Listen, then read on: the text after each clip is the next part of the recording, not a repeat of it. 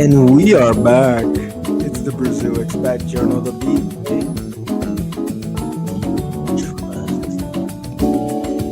Hello, everybody, and welcome to another episode. I'm so happy to be here with you. It's a Monday night, and we're getting ready to talk a lot of fun stuff today, guys. We're gonna do the Rio versus São Paulo battle royale that I had been teasing for a while. So I'm really glad Marcos and Renee, uh, they are coming back on to talk with us, and I'm glad they accepted the invite to come on. But as you know, before we get to that, we got to tell you a little bit about what's going on here in Brazil. So last week we weren't on. I hope you noticed that we weren't on because it was a holiday, and I actually found out about it really recently. I always knew about the holiday, just that it kind of crept up on me, and it's an interesting holiday. I don't know if you know what it was, Pete. Do you know? You said it was Tiradentes, which is about the Yeah, revolutionary dentist. there you go. Tiradentes literally means taking out a tooth. Yeah, so yes, revolutionary dentist. I love that description. But he was very revolutionary, and he kind of fits a lot like kind of like the US revolutionary mode. He really wanted complete independence from Portugal, and he's willing to fight for it. Like actually take up arms and have like a bloody revolution. And his whole thing was like the taxes. The taxes were way too high, especially with the mining. It said that a standard of 20% tax on all gold extracted in Brazil had to go to the royal family. That was the royal fifth, o quinto.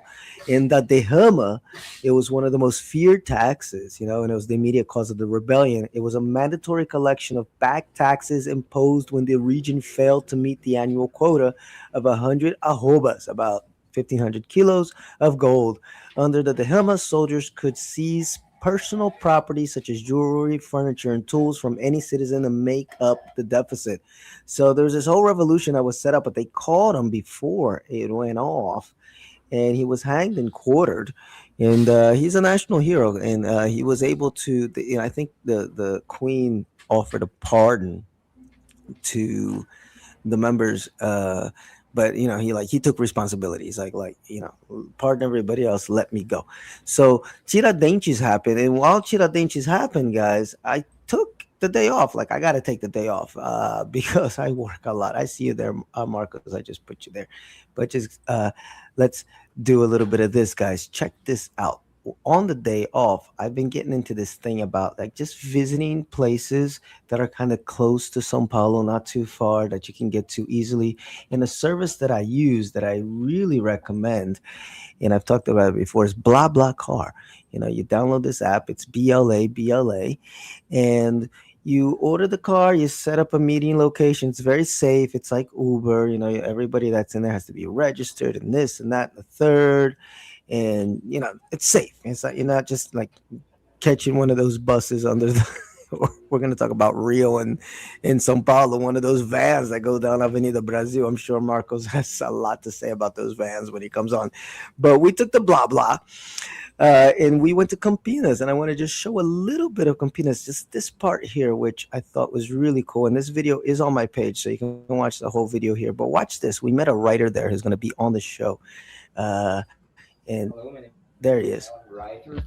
I'm from Campinas, São Paulo, countryside. So this is my new old book, Yes.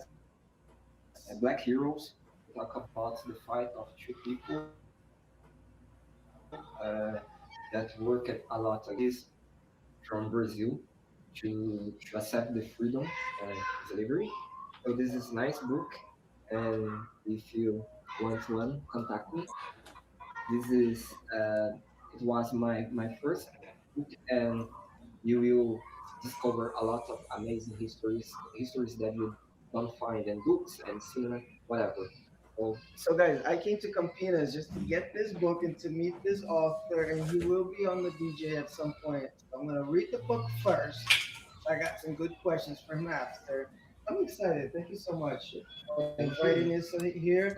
Campinas is a lovely city. If you've never been here, you should come. It's in the countryside. It's like Sao Paulo, but better. It's a little more laid back. It's cleaner and safer. So I'm excited to read this. Thank you, guys. Obrigado. Obrigado a você. Ah, não, eu vou conferir. All right, guys, and then you see a little bit of Campinas there. But this guy, I'll leave that playing in the background, is so nice. He gave me, I'm holding a copy of the book here. I got to get to reading it, and I'm definitely going to have him on the show. And he wrote me a little thing here, Phil, que as histórias de TC tragam inspirações originais. So he's telling me that I hope that the stories that he wrote about in his book, and it's called Negros Heróis, black heroes, uh, bring you a lot of inspiration. And I'm really interested in reading this because Campinas is a city that I don't know a lot about in terms of its history. I know it's a very queer friendly city. And in fact, here in Sao Paulo, they always say, what's in the water in Campinas? There's a lot of gayness coming from Campinas.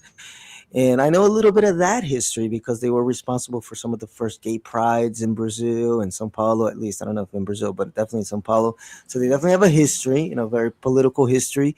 And when I first got to Brazil, I was actually involved with an NGO, and we would produce like plays and shows for like community centers and stuff, talking about HIV prevention, mostly for, young adult queers, let's put it that way, and queer people.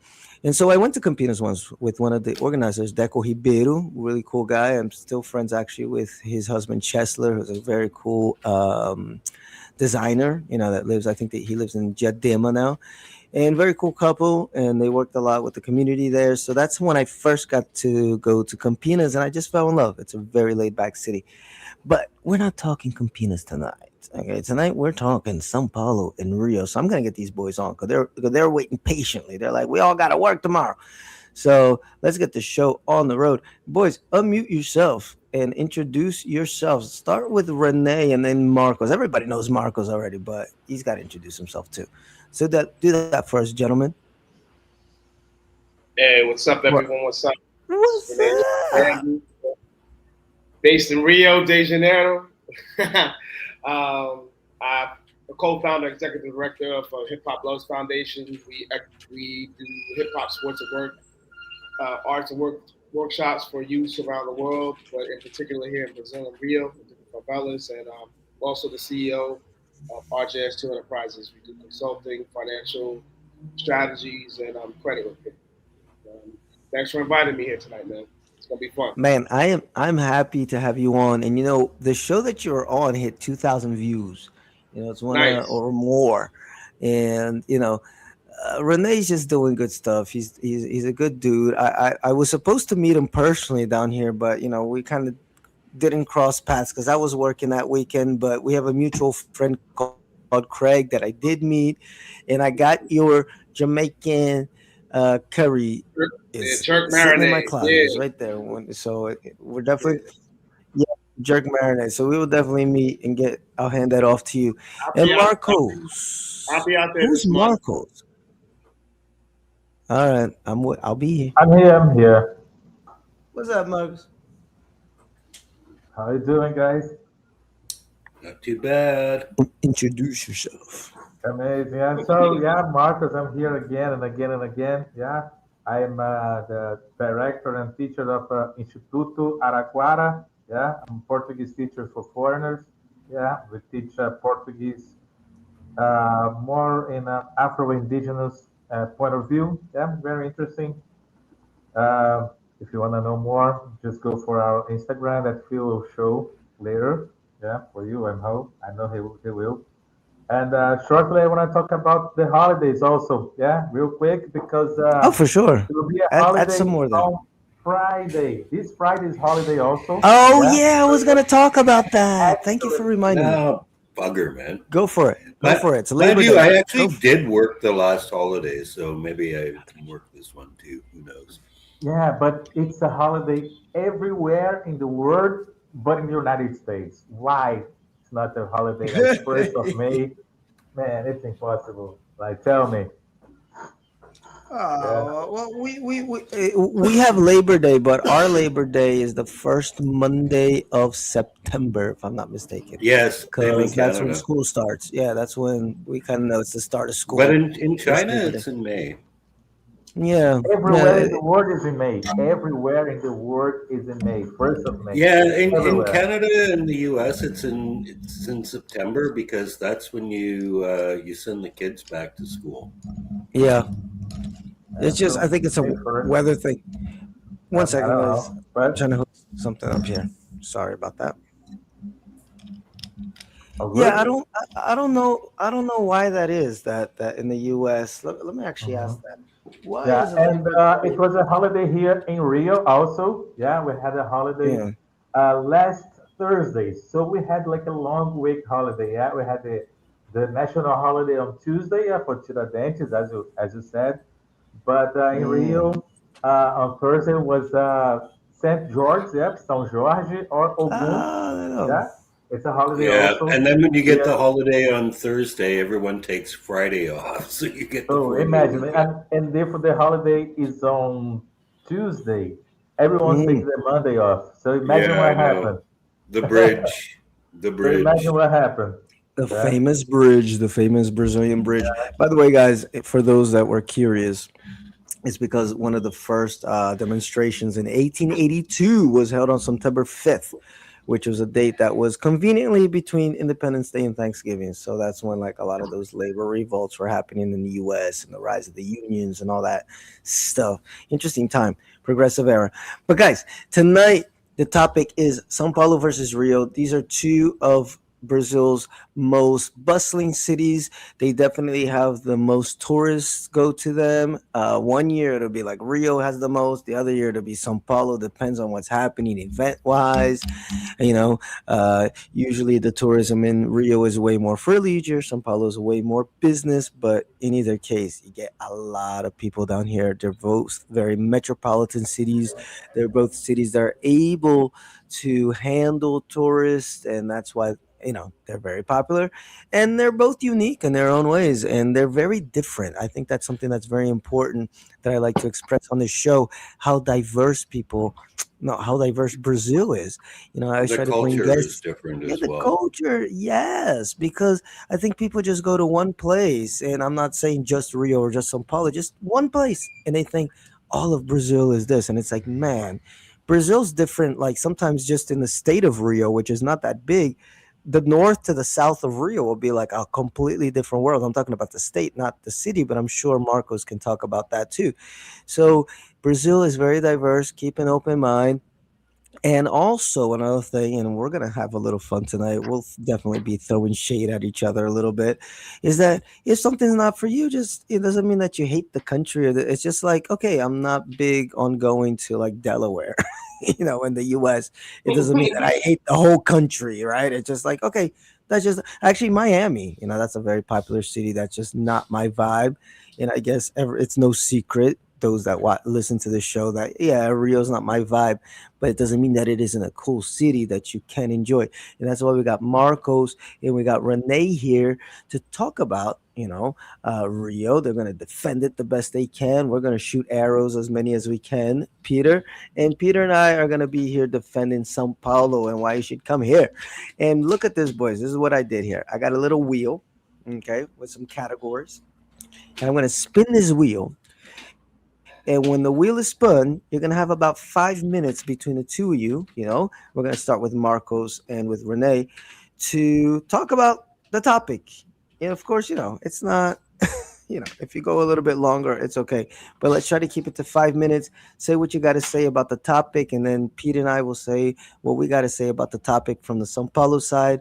And then we'll go as long as we can. We won't be here all night, but let's try to get through a few of these topics. So the first topic is going to be, and I hope I'm sharing the screen. Yes, I am. What is it, boys? It is fitting in. Okay. So Marcos and Renee, this is going to be an interesting one because Renee is actually somebody that's from outside. How easy do you think it is to just get to Rio and just fit in? Is it easy to understand people? Go here, go there, or are you going to feel like an odd man out for a while? So go ahead. Your time starts now. Go I on, think. Renee. All right. Yeah, I think as far as fitting in, I think if you have I just think that it depends on your personality.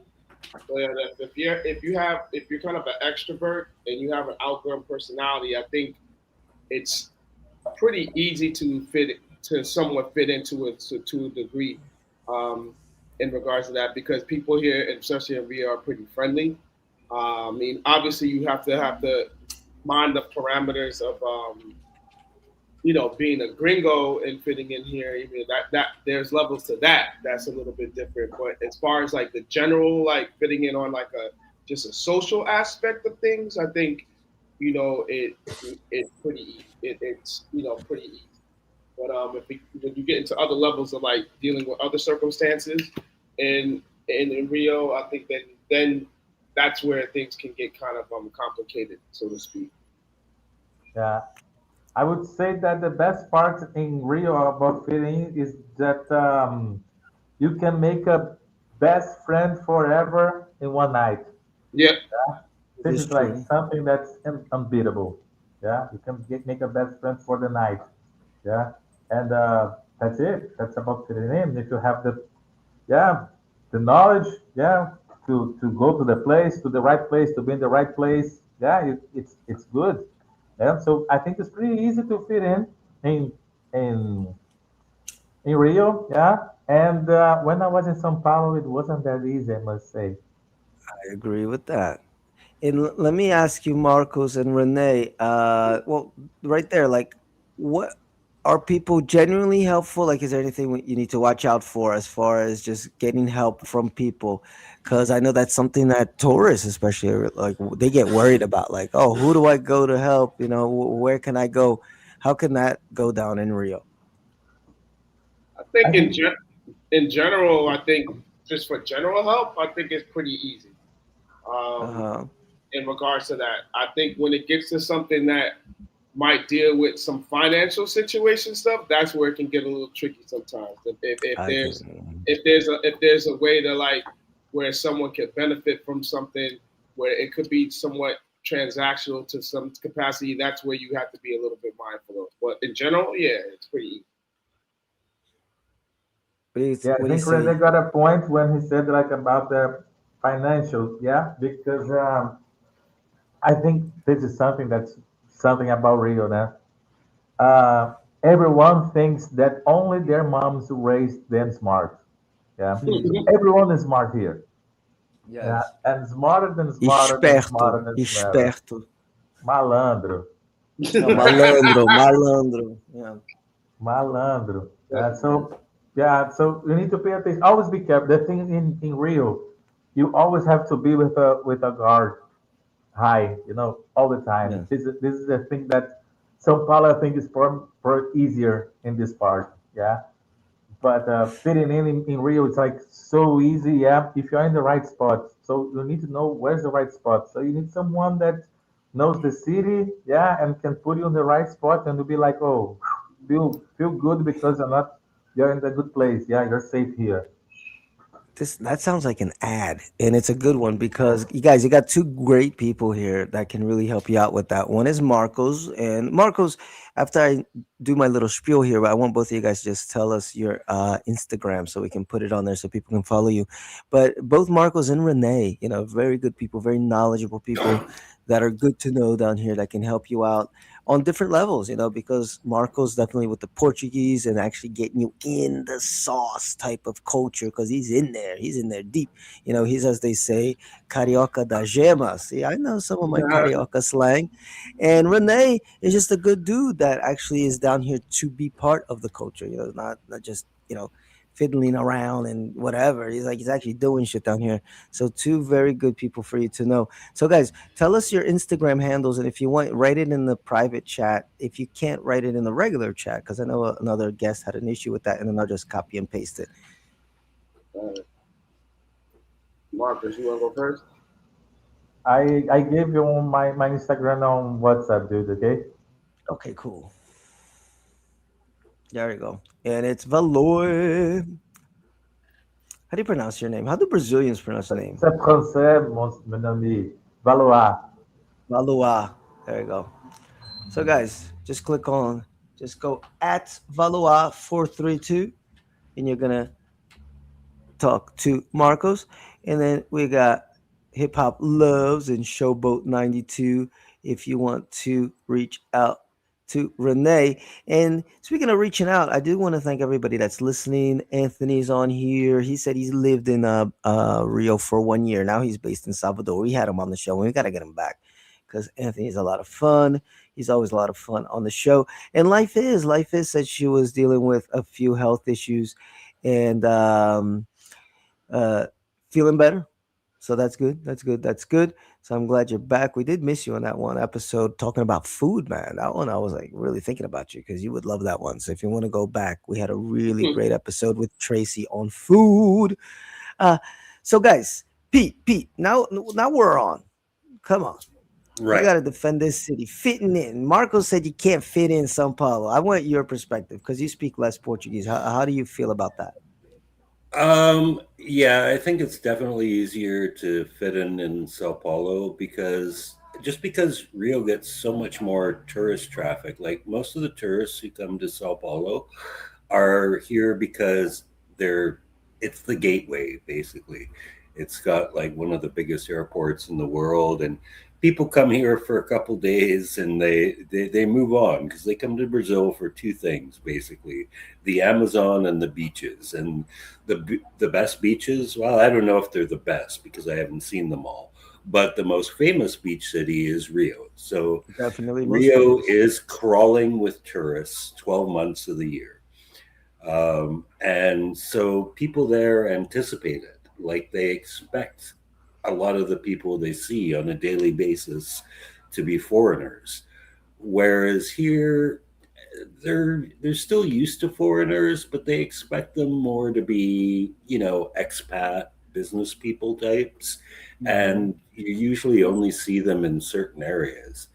Um, so yeah, I blended in my neighborhood really well. Like, I mean, half the people here, like, they still call me gringo. They know my Portuguese is shit. Um, but it's just really easy to assimilate as compared to a city where they're anticipating this massive influx of tourists every day, every day. So yeah, I think it's a little easier to blend in Sao Paulo Yeah, because, to be honest, they don't care that much. I yeah. grew So up in a tourist town in Canada, Mhm. and I'll be Mhm. honest, we fucking hate the tourists. Like our economy depends on them, but when you go downtown sometimes and you can tell it's flooded with people from cruise ships and they're in your way, they're talking, but and it just drives you nuts. look, I get exactly what you're saying, and I agree with it. But I also get what Marcos is saying, and I think this is something that we say a lot on this podcast about São Paulo is that it's not an easy city to kind of figure out at first, and you can feel really isolated. In fact, when I went to visit Marcos, I mean, you've heard this show. I've been everywhere in this damn city, but there are these hidden streets. Like I'm like, how the hell do I get to this dude's house? I walked for like 30 minutes because I got the wrong bus. It was wild. And yeah, São Paulo can be like that. Like you can end up in a neighborhood where you feel really isolated. I've said this before on the show how I was kind of in between homes at one point, and I stayed with my friend Beverly in Vergueiro. And man, I was so depressed there. Like I'm so glad. Like I love Beverly. She's been on the show too. She's like my adopted grandma. I love Beverly. So I was glad to be with her, but I couldn't wait to get the hell out of Vergueiro. And guys, that's a central neighborhood. It's like 15 minutes you're on Paulista Avenue. So there's a lot of pockets in São Paulo, especially if you're in the what we would call the tourist area for us, like Paulista, Vila Madalena, Pinheiros. You can definitely feel the isolation because everybody's just kind of doing their own thing, and But they don't blending really in care. isn't the same as making connections, though. Yeah, but I that's the think thing. that's But I think you got to go to the suburbs to do that. We live in the suburbs. It's a different São Paulo, and we kind of know the city well enough where we both blend in and make connections. But if you're coming down here and just kind of going to Paulista, you're gonna feel really alienated. And I think what Marcos is saying, and I understood the question also, like fitting in the sense of like you arrive on Copacabana Beach. It's exactly what you said. They're ready for the tourists, so they're much more welcoming. Come to this party. Let's like. a person in São Paulo is not going to be like, yeah, Pete, come to my party. Like on a maybe if you're just walking down Paulista. Now, if you're living Yeah, in the it's a different burbs, thing though. I yeah, think it's a different thing. Like hmm, there's a big difference between fitting in, right? Which to me yes, means you can just go about your daily business, which is yeah, super easy here. I agree. Yes, Compared to like meeting the karaoke who's going to invite you to an all night party after 5 minutes of conversation. They're not the same thing. So maybe I'm going to take their word for it. Maybe it is easier to make connections in Rio, but in terms of like kind of being anonymous, which is my idea of fitting in, no, I that's think great Sao though. Paulo is Mhm. easier for that. But I like that. I like that we can look at that question or that term fitting in many different ways, which fits Brazil because Brazil is all over the place. Two things can be true at the same time in Brazil, and often they are. I want to ask Renee and Marcos to jump in because you've both been to São Paulo. Yeah. And how, Marcos already kind of said how he felt about it. So Renee, like, how did you feel as far as that is like compared to Rio and just feeling like kind of at home in São Paulo as a Well, visitor? I think to kind of just to piggyback a little something what Peter said, like I guess when you're looking at the term of how to fit in, I mean you could do the same thing in Rio, like because you don't really have to be in like Copacabana or Ipanema or anything to that capacity of like you could like I've lived in Village de Bell, which is close to where Marcos lives, um, and I've lived in several different neighborhoods where it's totally different from the vibe of like being in Copacabana or Ipanema or LeBlanc or something like that, where you feel a lot of Yeah. tourists, where you could totally be away from that in Rio. As far as Sao Paulo is concerned, I mean, I didn't feel it. I mean, I haven't stayed there extensively for like say several months at a time, so I can't really speak on it from the perspective of like how it is to actually just like navigate there and live there. But Hmm. I do like Sao Paulo. Um, and I'm going to revert back to something you said about you said you don't like Miami, so I Yeah. totally understand why you don't like Rio because Rio is totally like especially Copacabana and Ipanema is totally like South Beach and totally has Yes. Oof. like a vibe of and also has a vibe of just Miami in general because you can go out to a lot of different parts of Miami besides South Beach where there's a whole different vibe, which is the same with Rio. Hmm. Yeah. And me living in New York, coming from living in New York, Sao Paulo totally gives me a vibe of New York City. So Hmm. like me navigating in Sao Paulo, to me, that's cool for me too, because like, I do a lot of business and I do a lot of different things, but I also had a good time socially doing things. But the one thing I will say, which I thought was kind of interesting, I spent my time in Sao Paulo this past carnival. And it was interesting to me seeing that there were certain parts of Sao Paulo where Oh, sorry. you would even know that carnival was happening in Brazil, in Sao Hmm. Paulo, and where that's basically impossible in Rio. Like I don't care what neighborhood you're in Rio, you will know carnival is happening. Like there'll be I don't know how Yes. you missed it, dude, because it's gotten really big here over the last few Oh, but you can years. still hide away from it, Pete. The city is so absolutely. I huge. went to certain This city areas is like so huge. to visit some friends, and I was like, you would. It looked like a regular date. Like Yeah. like I'm saying, it's impossible in Rio to do that. Impossible. Like there's not one Yeah. area in Rio that you're going to that you will not see something going on in regards to some carnival activity happening. I have like 3 blockos within like 2 blocks of my apartment, and I live I know, in but like a pretty far out area.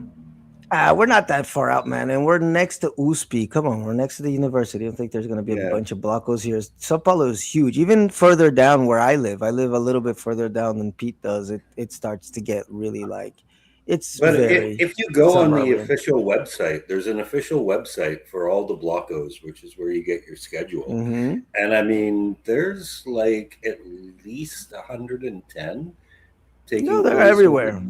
They're Yeah, they're everywhere. all over the place. But Sao Paulo's still big as hell. Now I So have to say something about Rio, just go ahead. to go for the other side of Pete, yeah, Yeah. because about fitting in, like we can also say physically fitting Hmm. in, yeah, because everyone looks like Brazilian, yeah, so it doesn't Yeah. matter if you're gringo, yeah, because of the diversity of people here in Rio, yeah, like Yeah, this is something that is not like Yep, the same I in São agree with Paulo. that. Yeah, and everywhere you Oh see no, people I from disagree different with in that, Peter. now everywhere in Rio, Mm. everywhere in the Uh, city, you will see people from different like look like different nationalities, like mm, Asian or Africans or white Europeans or Latinos, or everywhere you see hmm. them everywhere in Rio. Yeah, I think that's because it. That's it perfect. mixes better there. I think Rio again. I think one has a lot to do with the size of the city, and we're talking about the capital Rio and not the state. Even when we talk, I mean, I don't know if we're gonna roll onto crime tonight, but that's something that's very different. As far as the proximity of like where criminal elements are and where just regular people chilling are. Where São Paulo is so spread out, you can kind of sort of evade a lot of stuff depending on where you live. So I agree with you, Marcos, but I think it has to do with the size of the city. Like São Paulo is very much built on neighborhoods. So then once you start to get to the downtown areas, like you go down to República, Paulista, Old City, then you start to see all that blend, like you were saying. Like I walk down, that's why I love going to Centro, because every block it's like something totally different. But once you get out to the burbs, then yeah, it does start getting a little bit more segregated. But then again, depends on the burbs. Like where I live, Butantan, that's why I live here, because it is really mixed. I got rich people, I got poor people, I got the favela next to me. I can go to USP. I got white, black, Asian, like everything's here, and it's why I really like this neighborhood. So if you come to São Paulo, you got to really choose where you live to have a good experience. But guys, this kind of piggybacks on sort of what we are talking. So Marcos and Renee, you can just piggyback on the whole conversation of foreigner friendly. Now here we're just talking more less in terms of like making friends, but like hotels or restaurants is as much as we really preach learn Portuguese, but sometimes you just don't have the language. Is it easy for you to communicate in all of that nature type of stuff? But before we go on, I just want to say a quick shout out to Vic Grimes, Craig that's on, and I know What up, Renee and Craig? yeah, yeah, he's on. Yeah, He's down here in thanks, Sao Paulo. Craig. My So Facebook hello. got deleted. I haven't ghosted you. Oh yeah, I forgot to say that Pete's Facebook got deleted. Yes, he's a bot apparently. But boys, let me know, Renee and Marcos, how foreigner friendly is Rio, and what are some things foreigners should watch out for? Um, I would say it's in Zona Sul, like in Zona Sul and South Zone. I would say it's pretty foreigner friendly, but I mean you gotta look out, like especially in those areas like probably pickpockets or people like robbing phones and stuff like that, and just be mindful of like you just got to be mindful of like some pricing and stuff like that too. I mean, you just got to come in with a kind of like a street smart kind of mentality when it comes to stuff like that. But I Hmm. think on a whole, on the most part, I think it's pretty foreigner friendly, especially in the area like of Copacabana, Ipanema, Leblon, for sure. What are your Man, views, Marcos? many hotels, yeah, here, yeah. There's a lot of Airbnb, everything that you wanna be in Rio. Yeah, there's a place to be.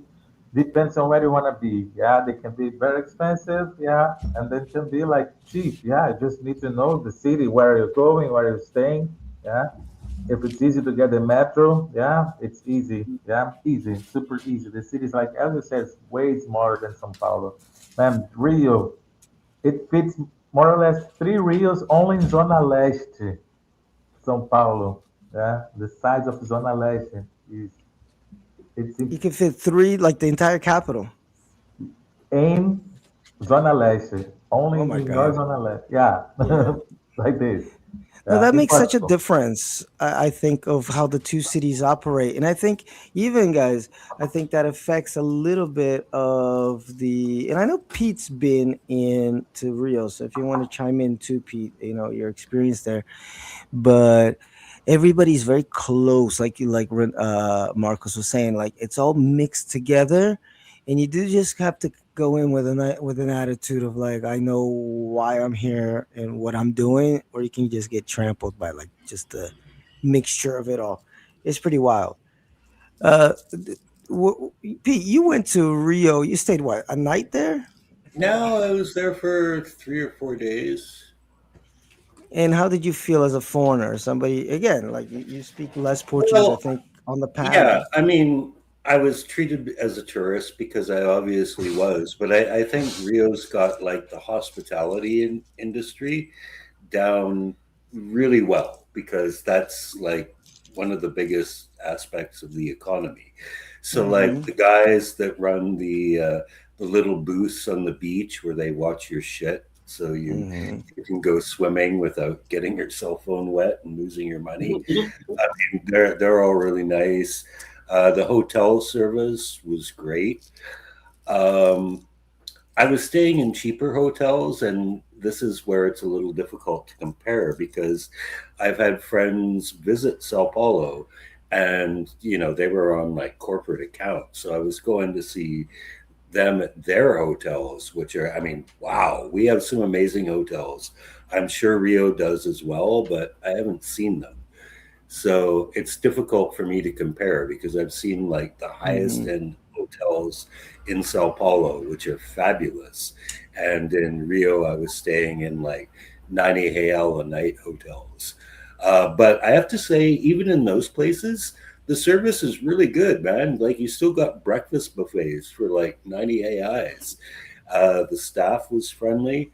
Um, where this becomes a bit of a difficult issue is like the kind of man on the street, right? Like I found I stayed in Lapa when I was there, and to be honest, even after living in Brazil for like 7 years, I was pretty reluctant to like make a beer run 4 blocks to the gas station because of some of the people on the street. Because they're going to see you as tourists, and this is kind of bleeding into the crime thing. But yeah, there were a lot of areas where I was like, no, everyone out this time of night looks pretty fucking dodgy. Yeah, Lapa is a place a lot of people warn tourists about. Just be smart when you're there. We have a few places like that here in São Paulo too. That guys, that they I definitely live have in parties Lapa. going on. Yeah. I What? live in Lapa, so I can Yeah. say, yeah, I can say, it's definitely gotten better. But yeah, I mean, I get, I can totally understand from a perspective of someone, that's visiting here to be careful. You definitely should be a bit careful. There are some levels of like just people from living in the street that have some mental health issues and things of that nature as well. Um, but um, but yeah, I would say on the whole, yeah. I mean, you just got to be mindful of what you're doing in life. But I feel relax that. it. And, And you are and, and talking with the king of Lapa. Rene is the king of Lapa. When I don't know where to go, I just like look. I'm sitting down, and Rene is just by my side. I was like, dude. It was like, of course I'm here. Every time it's like this. Man. He's always there. So he's the king. If you have a problem in Lapa, look for the king. Rene is there for you. yeah, I like that. I like that. I like that. And I think a lot of times, Marcos, and I think this happens all the times when we ask somebody from Rio, which city do they think is more dangerous? They always say São Paulo, and then you ask somebody from São Paulo, what city you think is more dangerous? Rio, and I think it just has to do a little bit with unfamiliarity. Because you're a new ground, you're a new turf, and they're both hard cities. They both are like they're intense. Like Yeah, you feel both cities. It's not like when you go to Salvador, it's like all laid back. You go to the Nordeste, it's like I think they're Salvador vibrant. is more dangerous than both, though, No, statistically dude. speaking. Well, statistically, but you don't feel. I mean, at least I didn't. I mean, I don't know. Yeah, but there's a big difference between Yes, feelings and facts. I know, but also there's a big feeling between being black in Salvador and being a white guy in Salvador. So, there's a lot going on with Salvador, but I felt very at peace there compared to Rio and Sao Paulo, which are both very intense cities. And so you can feel disjointed in both of them. It can take a little bit, of getting used to, and you can both feel very dangerous at first. So sensation, I think, does matter a little bit, Pete, because a lot of things that you got to consider when you're talking about crime statistics in Brazil. Like you look at the crime statistics down like just the data. Sao Paulo and Rio don't even fit into the top 50 most dangerous cities in Brazil, and many times there's cities in the US that like per capita are more dangerous than down here. So Absolutely. the thing is, it's like sometimes the sensation is because you know that a lot of the crime that is happening, it's in gang areas, it's police shootings. We're not forgiving these things; they're terrible things, but they're like you can kind of evade like that type of crime. Like you might get pickpocketed on Copacabana Beach, maybe you'll be part of an arrastão, but you're not seeing like bodies strewn on the street all the time. Sometimes it happens. Like we just had a shooting here, like at Villa Sonia, the second one in like under a year. Oh, 4 o'clock in the morning, the cops are there, so it happens. But again, maybe somebody was trying to mug somebody, blah blah blah. Blah. You know, it happens, but you don't get this sensation all the time of like I'm gonna leave my house and I'm gonna be like kidnapped and like blah blah blah. So you got to keep that in mind when you're thinking about danger. So I think sensation is an important thing because it's like that area of Salvador that I was in, which is Baja, is super laid back. It's the more touristy area. I was walking around at 1, 2 in the morning feeling safe. So I think sensation has something to do with it. But guys, let's move on so we're not here a whole night. Um, and the next category is going to be. Now we get to the Is good the wheel ones. on? Let's see. Oh, it's not on. Well, I'll tell you what it is. And the first one here, sorry about that. Thank you, Pete, by the way, because I always ask him to watch my back there. And guys, it is navigation. Navigation. And if you don't believe me, it'll be on the screen in a second. But what do I mean by this right here? Navigation is how easy it is to navigate the city: buses, transport, metros, et cetera, et cetera. Go ahead, Marcos and Renee. You want to go first, Marcus? Of course. Haha. Go ahead. Okay. As we are saying, the city is smaller, way smaller. Yeah.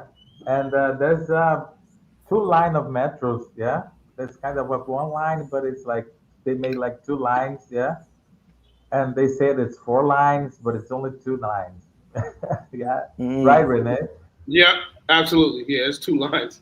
Yeah, and they go for some part of the city, yeah, and they also have the train system, yeah, that goes more to the suburbs and even to other cities. And you have the bus, but you need to understand the bus, how the bus operates in Rio, yeah. First of all, uh, you need to know the numbers and what they will do if they pass there in your neighborhood. And there's an app, and I use this app.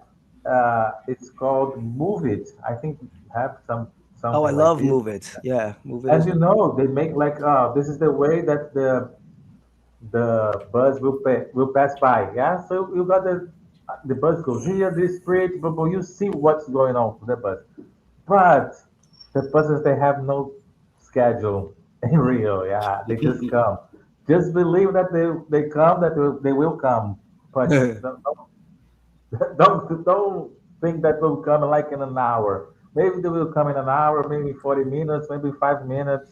You never know, but they will come. Yeah. That's a fact. I think That's a fact. They'll arrive someday. yeah, I mean, because it's weird. Like I've caught the bus quicker, like at 3 o'clock in the morning to go home, than trying to go somewhere like 4:30 in the afternoon when it's about to be rush hour, which I found where I had to wait longer sometimes. But I do feel like like Marco says, yeah, they're two lines. I mean, and the two lines for the metro, I mean, they're pretty frequent. They stop running at midnight. Um, but so there's only but so much you can do with that, and like the same with the train as well, which is a different system. I will say that I think the metro system in São Paulo is I think a bit better because there are more lines and it spreads out to go out to more different areas, and That goes outside the city, man. it's pretty easy to navigate. Like it's not difficult to really navigate. To go from places to places. Like it's pretty straightforward. Like the maps and stuff like that. I mean, the maps for Rio are very simple too. But I just feel like the metro system itself, the way it's structured in Sao Paulo, is must have been like one thing I think which is great. Like you can actually literally catch the metro from the bus station. Like I Yeah. think it's pretty key. Like unlike you can't do that in Rio. Like you gotta either get a bus or you're gonna catch an Uber. Or because there's a metro station that's near there, but it's kind of a walk. And if you're not familiar with Rio, you definitely it's not. It wouldn't be the smartest thing to do. So but I think that was I think was just pretty cool as far as like concerned with Sao Paulo. Like I think certain things like how to navigate I think the infrastructure on a whole in Sao Paulo is a bit better than Rio. Yeah, I think even Marcos would agree with that. I don't know. Yeah, São Paulo is famous for its infrastructure. It is like the infrastructure city, and I always say it. Like I It always took a give. long time to build though, man. Like the line 4 took like what, Yeah. 15, 16 years to build, and it Well, only we, has we like already 15 know how it stops. runs down here, Pete. We know how it goes. Yeah. Like they leave it kind of stopped until election time comes, and then everybody's like master builder, and then everything gets done. Like the yellow line's supposed to go one more stop all the way to Taboão da Serra, which is the next city over. Wow. It that I mean, one day that'll happen. They say it'll happen in 2029. Who knows? Well, I'll give some props though. One is that compared to Philly and Craig knows he's from Philly and New York. I mean, the São Paulo Metro. When I first walked in, I thought I walked into Disneyland. I was like, "What is this? It's clean. It's bright. You get people smiling at you, like the people working at the, and some very attractive. What do you call subway workers? I mean, everybody down from like the cleaning people to like the guards are generally very nice to you. Even like when they have the games here and they have like the SWAT team, they're very polite, for whatever ever polite you can be when you're dressed up in like SWAT gear. But yeah, you really have not too many issues. I mean, if you start going, I think the biggest issue with São Paulo with the metro is just like it's a lot of people here, man. So do not get on that metro between 5 and 7 p.m. unless you want to live your wildest squishy sardine dreams. It is really Yeah, it can be hella. pretty packed. Oh Yeah. yeah, And dude. I Go think ahead, one Renee. cool thing was in Rio, like in certain stops, metro stops, you can actually so like if you're riding a bike, you can actually put your bike up in the station and Oh, lock your bike cool. up. And certain stations they have that and then you can just take the metro and then come back and get it later. And I don't do they have it in Sao Paulo? I didn't see it, but in Rio, it's like for example during rush hour, like from like 8 to like or 7:30 or like to 10. Then like during rush hour, like I think like 5 to like 7. There's certain cars that are only designated where only women can go into those cars. Oh, that's actually a great initiative. I love that. They've tried to push that here in São Paulo, but São Paulo's way too conservative. They won't get behind that. Yeah, But I love that. I love that. By yeah. the way, So I was looking up these vans, and then Marcos helped me out here in the private chat. He's like, "Look up the Combi." Guys, you got to give us a little story behind this because this is wild. When I went to Rio the first time, I went there to see Maria Bethânia at the Vivo Theater. Wondrous show, wonderful show, and I had to take meet a friend in São Cristóvão, which is a neighborhood there after Centro, and I took one of these vans. I was like, all right, that looks like it's the right thing to do. The guy said, yeah, just take one of these vans. That shit was wild, man. You get in one of these vans, the doors hanging open, they're going like at like 80 miles an hour down like this straight little road and then up the bridge, Avenida yeah, Brasil. I was like, what is it? Like you feel your life flash before you. So guys, what is up with these vans? Are they part of the actual, are they legal? Are they these clandestine things? What is up with these? I would say that I would put it to like this: if anyone's familiar with New York and Brooklyn, they're equivalent to the dollar van in Brooklyn, like where you take you get in a van, like it'll take you down certain roads or just to certain areas, and you pay like a fee. What they call them Yes. dollars. You just pay $1, and it takes you to where you need to go. Like so, it'll go to some of them will Opa. be granted to go to certain neighborhoods. So then you can just hop on and do that. No questions asked. Yeah. Yeah, this is So like a normal mode of transportation in Thailand. It's not it's not a preparator type of like sponsored thing. You know what I yeah, mean? Like man. for sure. But yeah, but it's effective. No, but if you Yeah, want an experience, you oh, and also no, we have motor Ubers here. Go ahead, Marcos. You're kind of talking Yeah, in the but we private chat. have Go the ahead. motor Uber also. Not that you have the Uber, yeah, but in a Yeah, we moto. have So that you here. take the moto. Yeah, No, you don't have this in São Paulo because they are we going do, to. we Yeah, they do, do we it. They do. do not. Yeah, Yeah. because I was like, you can now. You can't. Here it's Oh like, no, you know what it is? When you were here, it was still in test phase, but now if you open Uber, it's there. It's an option, definitely an option now. It's yeah, definitely but there. But I'm scared of these. I would never take this. Not in São Paulo for sure, or Rio. in Rio is something, man. You need to do it. Yeah. In Thailand, they Hell no. actually use a lot of illegally made fuel, so they have a tendency to just explode when they get into Oh accidents. my lord.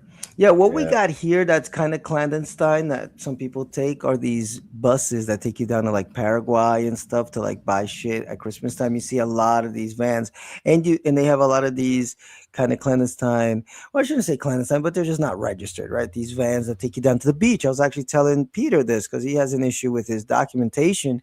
And one way that you can get to the beach down here in Sao Paulo is you take the metro to the last station on the blue line, which is called Jabaquara. And when you get out the station, you go to the terminal, there's like a bunch of people there just kind of like 10 reais, 20 reais will take you to this beach, 10 reais. And you just jump in a van and they take you. You're like in 40 minutes. It's like really close to the beach when you get to Jabaquara. It's like 30, 40 minute drive. You're already at the first beach, which I think is Praia Grande, if I'm not mistaken. And then you just go down the south coast. So you can definitely get to the beach, Pete. Okay. Without ID here in SP. And actually, you can do a lot of things in Brazil if you just kind of wiggle your way around. That's what I love about this country. Here we go. Let's just do maybe one or two more, guys, because it's getting late. And well, let me just see what Anthony has to say here. Thank you guys, by the way, that are listening. We love you. Okay. Thank you for supporting the show. Oh, parties. That's a good one. We have those same vans here in Salvador. Oh, no. Salvador was something else, man. In Salvador, I saw a whole like samba band inside of a bus. I was like, what? That's Salvador, like the Brazilians say, is its own universe. Salvador is just another universe, not even another planet. It just, you got to go there. You got to go there. The problem is they have no insurance, exactly. So if there's an accident, you are fucked. So let's go, Marcos and Renee. Tell us about the Rio parties. Why are they the parties that I got to go to? I mean, yeah, Man, yeah, that, we have the biggest spot in the world that is Carnival. Over. Next, you can spin again. look, let me just say this, man. I mean, there's nothing to compare with these two cities with the parties. Like, you just gotta accept that. Yeah, Rio. I mean, Rio is a party city in itself. Like, I mean, to be honest, a weekend in Rio can be it can be like a weekend a normal a day like during Carnival, like depending on what you want to do. I mean, from anything you want to do, Hmm. from samba, pagojis to techno to some hip hop to whatever vibe you want to do. There's always going to be something going on 24/7 and in any neighborhood and around the clock. So yeah, I just there's always something happening. Yeah, Right? it's a party city, guys. Yeah. All day, pretty Right. much. And it's got the beach. Although I Yeah. hear this, Marcos, and let me get Marcos to give his opinion because I've spoken to some folks from Rio and they've made this analogy, which I kind of agree with, where they say Rio is a better city to kind of enjoy during the day to the early evening. There's where like a lot of hot parties, the barbecues, the beach parties, and where Sao Paulo is more of a night city. That's the city you wait till like 11 p.m. to leave the house, and you're only Yeah, gonna get because home at people 6 in the don't morning. don't even Yeah, like stop working yeah, until 10 p.m. some exactly. days. No, you get. I've been to parties that started that I got there at 1, thinking that was late, and that was early. Like people start arriving at 3 a.m. So, what do you think of that analogy? One, Marcos, and two, just yeah, give us more. Not just the carnival. What else can you do up there in Rio? Yeah, I think the same.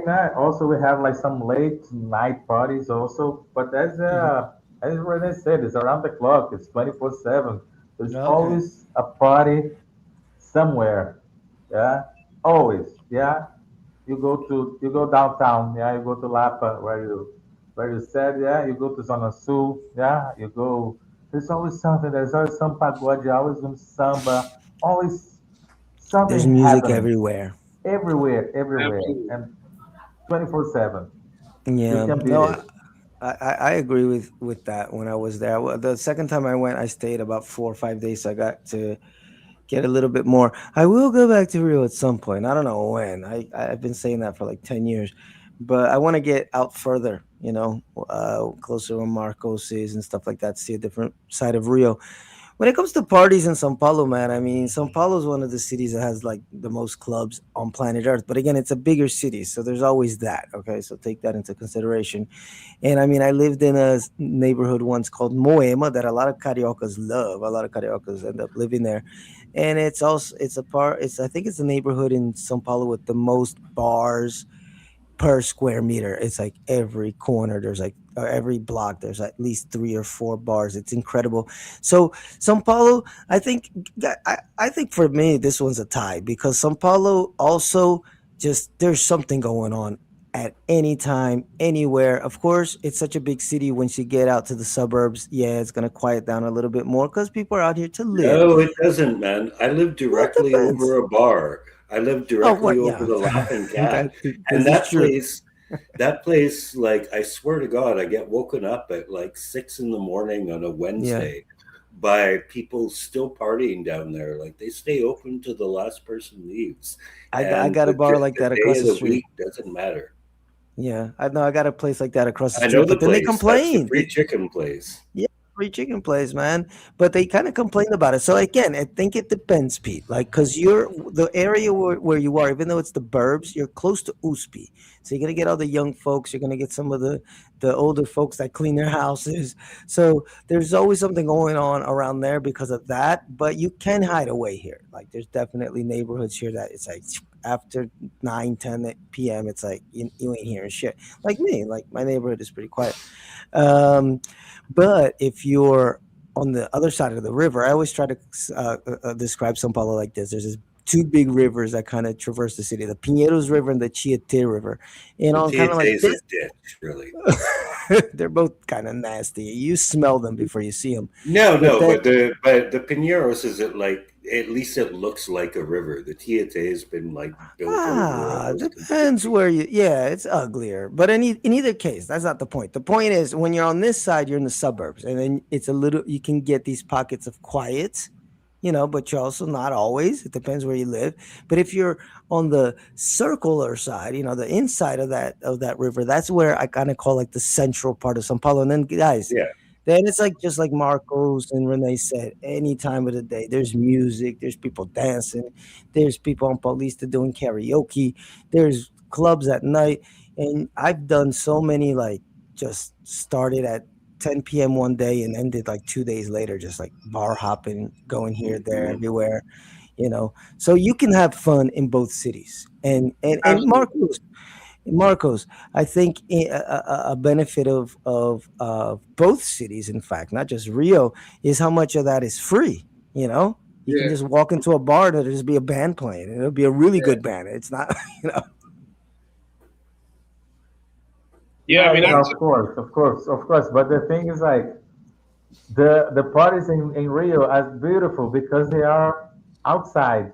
Yeah, Yes. there's no way that the parties can be more beautiful here that they are than here. Yeah, it's just like it's Well, beautiful. well, It's all right. beautiful. No, don't forget Knives it. out, knives out, knives out, knives out. Because I disagree a little bit with that. Because what? No, because São Paulo has a lot of outdoor parties. Just you don't have a yeah, beach, okay? But there's like a million. Like we've seen so many cool shows. Like there's a yeah. beautiful parks in São Paulo, Ibirapuera, Villa Lobos. So you're just not gonna get a beach. If like beach is like your mentality, You forget don't about have it. like the mountains to see around you. You don't have like You do go to nature. You Pico just de have Jaraguá. no, you Oh don't. You no, don't have. no. See, I told you guys we're gonna get We into it have we have a because saying. We have a chant yes. that we say. A praia do Paulista é o Rio Tietê. Oh no. See, I told you guys. I that's why I hate having these Yeah, but that's not karaoke's where on. the parties I hate happen, them. though. I mean, mind you, we don't you can also go to. we don't have beaches. That's true, but Yes. yeah, we have a lot of nice outdoor And you're parties just here. gonna have random blocks in Rio that Yes. people will set up and with caipirinhas and cervejas and their music, and then you can just go there and chill, like where it's just That's like here. That's like a here. Yeah, You we can got go. that. We Yeah. got that. Yeah, I took Pete to the But we also Quebrada have here like once. the Latin Remember? American Memorial is a great Oh place to yeah, visit. yeah. It holds like literally over 1 million people, and they have a party there like at least once a month, like Hmm. international food festivals, beer Oh, festivals, and if you live go music up, events. and there's a lot of hills in São Paulo, so it gets really high. In fact, there's a place here called Pico do Jaraguá that you can see the whole city. It's a wonderful hike. It's actually a nature hike inside the city. So that's the thing. I disagree with the green area things. I think when you're in the central area, like on that inside of that river type of analogy I was using, yeah, you can get it's a little sparse as far as green. But once you cross that river, man, like I live in Butantan because it's very green. I can get lost in the woods here. So it's a different type of green. It's more Mata Atlantica. You're gonna have trails and you're gonna have like little creeks and stuff like that. But you have like the park in Zona Norte, where they have the big Dude, dam. I we got forgot. Sugarloaf. You know, Sugarloaf. No, Sugarloaf is gorgeous, guys. Now, no, I'll be. I'm a big Rio hater, but I will concede that as far as nature, if you just wipe out the rest of what's in Rio and just look in the nature, it's some of the most amazing thing you've seen in your life. It is Yeah. gorgeous, guys. It almost makes you a believer. Like they say, there's a phrase in Portuguese where they say like a land blessed by God, and you feel it when you're in Rio because it's That's right. gorgeous.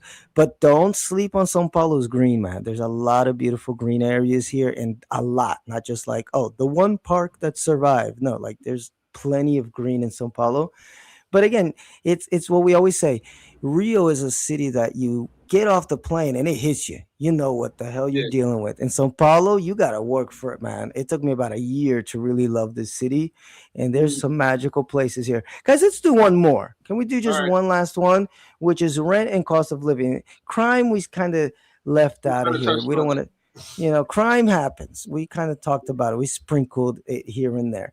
But rent and cost of living, guys, how do you feel about that in Rio? Um, I mean, I think you just gotta, you gotta. I think it's one of those things you gotta know how to navigate here, and um, I mean, I think I would say I've done some comparisons to like rent in certain areas there from São Paulo to Rio. I think obviously São Paulo is a little more expensive when it comes to certain things, um, and like cost of living in certain things. Even when I was in certain areas there, like it was definitely the prices were a lot more to buy certain things like food and things like that. But I mean, it just depends on where you want to live in Rio, and how you want to Mm, navigate. You can find some good apartments in certain areas that are spacious and everything that are very affordable, But if you're gonna look to like live per se, let's say in Copacabana or Ipanema or something like that, obviously things are gonna be a little bit more expensive. yeah. And but I will say this about apartments, though, and even Airbnbs between the two cities. I do feel the quality, like, I think when you go into like the top tier stuff, both of them have great, like, top tier, like, when you talk about the hotels and like apartments and stuff like that. But when it comes to this basic apartments and stuff like that, I do feel like Sao Paulo has some better basic apartments than Rio does on the whole, like in a lot of different areas. Like, Be careful. Marco's going to get you, man. You're being a and I traitor. mean, I speak for facts on that, man. Living here for 7 years, but I also say why, because Sao Paulo was made.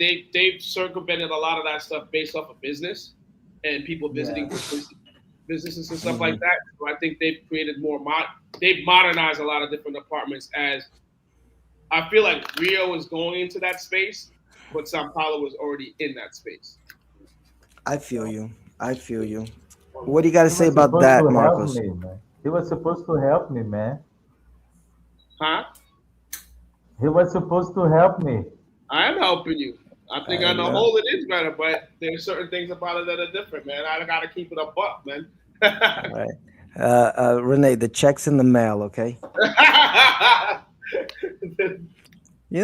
Marcos, after all the cheating the Flamengo does, I got to get mine in too. Oh, wait, Uh pare. oh, uh oh. I shouldn't have said that. Now Renee's going to Yeah, turn on me. That's the Oh right part no. for you. Oh no. Oh no. But what do you got to say Yeah, about that cost of living? of course, the thing is like the cost of living also. It all depends on where you go. Yeah, and I what see. you wanna eat. Yeah, and what you wanna buy. What kind of a supermarket? Because have big supermarkets here, but you need to know which supermarket you go. And because there's one supermarket here that it don't take like credit card, only debit card or money. Yeah, so Yeah. this is like super cheap and a big supermarket. Yeah, that you can get like cheap stuff. And you always get to feira, and this is like one of my favorite activities. I go to feira because I just like spend the money around the community here. Yeah, Yeah. and like we have like super fresh and cheap, yeah, food. Yeah, fresh food, and this is for me is like amazing, the best part. And I think Phil, we should do one feira, yeah, one about feira, and because Oh, I it's have a amazing. nice video on my channel on the fit. I love the Yeah, fitters, guys. the fetters are Yeah. amazing here. Like, I mean, I buy most of my food from fetters, and Yeah. yeah, definitely affordable, definitely fresh produce. Oh, I could Also, definitely, but I like that idea of doing this show because on that video, I kind of, in the middle of it, I gave a few tips on what to do in the fitter to get some discounts and stuff. So maybe we can do like a little how to yeah, let's do it. navigate a fitter episode because definitely it teaches you how to handle your money and how to speak Yeah. up and how to not get gypped because those guys are trying to get you every time, man. But it's great. Um, same as you guys. I mean, São Paulo is really about where you live. Now, one question I have for you guys, and this may be different from Rio to São Paulo, because São Paulo, and this can be a tendency throughout some cities in Brazil, that if you want to live like kind of what you'd consider kind of middle class, kind of safe, whatever, like normie type of life, it's going to be expensive in Brazil, you know. And then if you want to pay half the price, then all of a sudden you're like almost in the favela. You know, it can really like the gap can be really big between paying, you know, 1,000 or 2,000 reais on rent, and a lot of people aren't comfortable with that. You know, whereas in São Paulo, I think due to the size, you can still get that like almost 50% knocked off of your rent and not feel like, oh my god, I'm like in the middle of nowhere. Like there's buses, you're close to metros, you can navigate easily and not feel so like, oh my god, you know, how do I deal with this? So let me ask you, is it like that in Rio? Is there going to be this big disparity if you just cut that rent by a little bit? I don't think so. I mean, What like is I a said, little bit? What do you say that's a little bit? Yeah, because Well, well, like you know, for example, I mean, where I live, I pay a certain price. If I paid just let's say 200 or 300 less than I'm paying now, like let's say anything under 1,000 in today's economy, it wasn't like that 10 years ago, but anything under 1,000, I'm going to be far as hell, man. I'm going to take like an hour or more to get to anywhere central in Sao Paulo. Is going to be the infrastructure may not be as good. It could be a place that may be a little bit more sketchy, and like the drop in quality of living is like huge if I just knock off 200 or 300 off my rent. But you know, where I live, it's kind of a comfortable place for a decent price where, you know, that I'm about 30 minutes from the central areas where I'd be paying double of what I'm paying. But like that gap in like quality of living is not that big just because I'm paying like 30% or 50% less rent. So I was wondering if it's like that in Rio because I know some places like that jump on quality of living just because you're paying a little bit less is huge, and a lot of people can feel uncomfortable with that, especially if they're new expats or new immigrants. So that's what I was asking, if it's like that in Rio, like this the thing is disparity. like if you wanna live in a favela in Zona Sul, yeah, that is like the posh area, yeah, Well, that that's going to because be there are expensive, favelas yeah. there, yeah, there are favelas there also, yeah, Mm-hmm. favelas are just everywhere in Rio, yeah. You can pay Yeah. like 1,000 reais to live in a favela to of rent Mm-hmm. Jesus. easily, easily. yeah, Oh, this is true. Like here, yeah, but those are special cases. Like we have a huge favela here called Paraisópolis, which I've been to many times. They have the Baile do 17, very fun funk party there. But yeah, no, some houses there are like more expensive than my house. So it's just because you're in a favela doesn't mean that you're going to be paying No, little. but I'm But talking about regular houses in a favela just because you are at Zona Sul, because of Yeah, but they got that because the here. place to the place, yeah, Oh, because they it's got the them here place. too. They got them here too. It's like because you gotta remember Paraisópolis is right next to Morumbi. Morumbi is one of the most expensive neighborhoods in São Paulo, and then a few of those houses bleed over. So before you're like hardcore favela, you get some houses like regular old houses. But I'm just speaking in general terms, like medium, like the price drop. That's like anywhere in the world. Price is gonna drop. The area is gonna be a little bit, not as good. Let's say. Um, Quality of living may not be as high. So just wondering how much of that jump is, because in some places you go down a little bit and you're still in an okay area. Other places you jump down a little bit and you're like, where the hell am I? Sao Paulo, you can kind of manage that a little bit, where although it's getting harder because the city's getting Yeah. very expensive. I And I mean, if you're looking for 800 reais rent here in Sao Paulo or 1,000, good luck. I mean, you're going to be living like out in the I boondocks. think the deal is here, like the further you get from the center of the city, the cheaper Mm-hmm. it's going to be. That's Yeah. And true. it's easier to get far from the center of the city in Sao Paulo than it Yeah. is in Rio de Janeiro. Yeah, Because, I think that's the I question. mean, Yeah. Rio de Janeiro is a big city by normal standards, but compared to Sao Paulo, it's not. There's a limit. Yeah. Here, you can always go farther. Yeah, I think that's a big difference and I think that's why a lot of tourists and stuff they end up just staying in Zona Sul because they're a little afraid of like, man, but if I want to pay a little bit less, I'm gonna be out there like in a neighborhood that's kind of far. I don't know how to take the metro. I got to get Ubers every day. I got to get so I think that's not just something to consider. If you're traveling or moving down here, you want to stay long term. Just really watch where you live in both of these cities. But I think Sao Paulo has a little bit better mobility when it comes to that. Guys, that's it for me.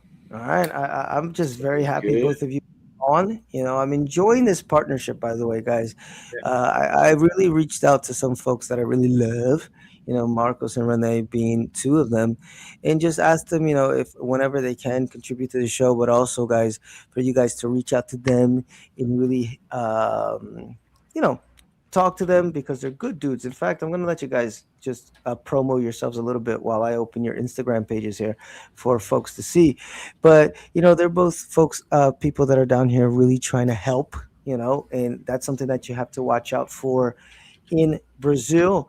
Is that like Marco said in the beginning, a lot of malandros, and Yeah. unfortunately, I wish it was just Rio that had like the market on malandros cornered, but you get them here, you get them all over the country, so you got to know who you're dealing with, it's people that are going to be honest with you, that are going to give you the good, the bad, and just be cool with you. So these two guys are it. So again, guys, tell us a little bit more about yourself. I'm just going to be opening up your pages over here. Go ahead, Marcos. You go first. Yeah, so I'm a teacher, yeah, as I said, a Portuguese teacher for foreigners, yeah, and we have the Instituto Araquara. Let me write this for you here, Cool. and you get the right information. Yeah, I will put this for you here. And Cool. I'm opening up stuff. sorry, Go ahead. Continue. yeah. So, hmm, okay, thank you. And well, we do this job of teaching Portuguese for foreigners. And as you know, it's not only the language, as we were saying, yeah, because it's easy to speak the language, like, but there is something behind it. Yeah, there's something more about speaking Portuguese. Yeah, it's like this idea of a fit in. Yeah, in the community. Yeah, make yourself comfortable with the language and everything. Yeah, that's the idea. Yeah, and even like now we're doing. If you go for this first one that is written Portuguese, yeah, you can support some some students. Yeah, from the from favela. Yeah, some you buy some Oh, I package. love that video you guys posted. That was the cutest thing, man. Is it here with the With which kids? one? The one with you. In I think it was you and some kids. You were teaching them English, and they were giving with Antonio. It was really Is hilarious, not but it was one. great. Yeah. I think it's Anyway, but they unbelievable. do a lot of Yeah, good work, guys. Yeah, they do a lot of good yeah, and works this down is here. yeah, that's it. Yeah, we just we're doing stuff here. Yeah, like if you go for our page, yeah, Instituto Araquara, yeah, you can Hmm. learn more about us. Yeah, and that's it. And Proper Marco's education. Look for personal this one. page is right here. This is Marco's personal page, Valoa. You can join him here. Okay, Hmm. and there they are. And these are the packages we were talking about last time for And Kwanzaa. 40 and the 42, yeah, it's Valois 42 because 4432 is like the bus that comes to my house. Yeah, so There you go. So you know how to get there. All right, and then we got hip hop lovers, which I love when they put out their Hip comps. But hop go ahead, loves. tell us what you're doing, man. So Hip Hop Loves started in 2009, and our mission is to educate and empower youth using hip hop, sports, and arts as a tool to empower youth worldwide. We actually started the workshops here in 2009 in Favela called Complexo do Mare, when we did capoeira workshops, DJ workshops, MC workshops, and we started to continue to do that. We've been doing it over through 4 different continents. We've been doing it for the last 16 years. We've also expanded to do global hip hop compilations. So we're actually working on our 11th in studio compilation that will be coming out on July 4th of 2026 called the Freedom Project. So, we'll have it's mostly to global hip hop people rhyming in the vernacular language. So it's going to be pretty dope. We have artists from like over 25 different countries that are involved, like from Iran, obviously Brazil, United States, Afghanistan, a lot of different countries. Like we cover over 6 different continents. If I could find an artist from the Antarctica, we would have them on the project too. But so we just have 6 out of the 7. And yeah, like I said, yeah, we just our mission is just really to connect people through hip hop, sports, and arts. We feel like music and sports and arts, people, everyone in the world can connect to, and whether people like each other or not, people can pretty much find a common ground of something that they like, something in common within that. So and our mission is really to connect people all over the world and really to create a transformation within that. So that's what that's what I committed my life to within that. Also, like I said before, I also have a consulting firm called RJS2 Enterprises LLC.